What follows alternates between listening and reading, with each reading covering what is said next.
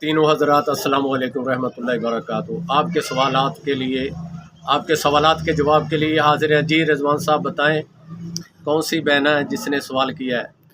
یہ میری ایک بہن ہے، نام لکھا انہوں نے ثانیہ، خانے وال سے یہ ان کا تعلق ہے۔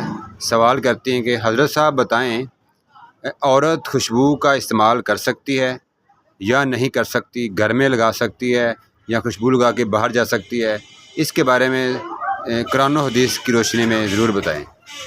عورت خوشبو لگا سکتی ہے، اس شرط بھی ساتھ ہے۔ عورت کو خوشبو لگانا ٹھیک ہے، لیکن اپنے گھر کی حدود تک۔ اس کی نیت پہ ڈیپینڈ کرتا ہے کہ نیت اس کی کیا ہے۔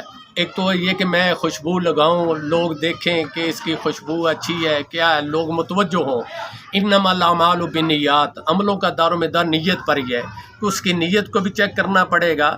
تو عورت اکیلی اپنے گھر میں موجود ہو، اپنے خاوند کے لیے خوشبو لگا سکتی ہے، مہندی لگا سکتی ہے، میک اپ کر سکتی ہے، کنگھی وغیرہ کر سکتی ہے، بال کھول سکتی ہے، ننگے سر رہ سکتی ہے، جس طرح اس کا شوہر راضی ہو، اس کے لیے ہر چیز جائز ہو جائے گی۔ تو اگر باہر جاتی ہے تو خوشبو لگاتی ہے، پھر وہ کہتی ہے جائز ہے کہ ناجائز ہے۔ میری بہن بات یہ ہے، اگر آپ نے خوشبو لگا کے باہر جانا، پھر راستہ وہ اختیار کرنا ہے جدھر عورتیں ہی عورتیں ہوں، مرد نہ ہوں۔ اگر مردوں کے راستے سے جانا ہے، پھر آپ کو احتیاط کرنی پڑے گی، پھر آپ خوشبو نہ لگائیں۔ تو نبی کائنات صلی اللہ علیہ وسلم نے فرمایا کہ عورت زینت کرے اپنے گھر کی حد تک، اپنے شوہر کے سامنے جڑ سنور کے رہ، صاف ستھری رہ، میک اپ کرنا، جو بھی کرنا ہے اپنے میاں کے لیے اس کا سب کچھ ہو۔